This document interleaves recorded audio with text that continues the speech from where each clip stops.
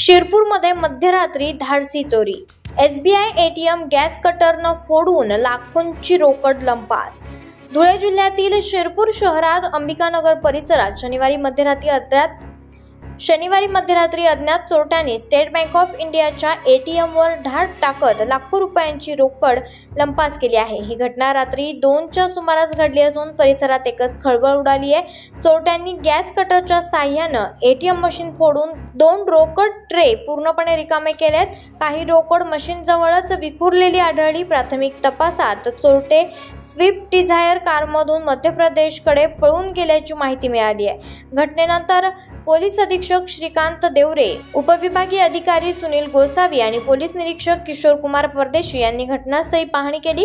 पोलिसांनी CCTV footage तपासायला सुरुवात केली असून 2 विशेष पथक मध्य प्रदेशकडे रवाना झाले आहेत। अंबिकानगर परिसरात ATM मध्ये सुरक्षा रक्षक नसल्यामुळे चोरट्यांना हे कृत्य करणं सोपं गेलं असावं असा पोलिसांचा प्राथमिक अंदाज आहे। शिरपूर शहरातील अनेक ATM वर सुरक्षा रक्षक नसल्यानं हे ATM अजूनही रामभरोसेच असल्याचं चित्र दिसून येत आहे।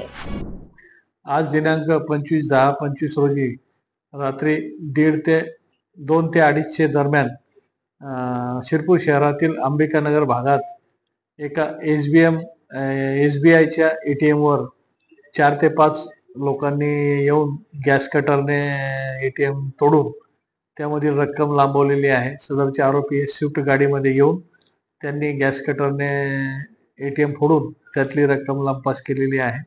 काही रक्कम त्या ठिकाणी पडलेली मिळून आलेली आहे आणि त्यातील काही 2 ट्रे आरोपींनी लंपास केल्याचे दिसून आलेले आहे। सदर घटनास्थळी पोलीस तपास सुरू असून आरोपींचा मध्य प्रदेशकडे गेल्याचा सुगावा मिळाल्याने सदर ठिकाणी 2 टीम तयार करून आरोपींचा शोध घेणे सुरू आहे।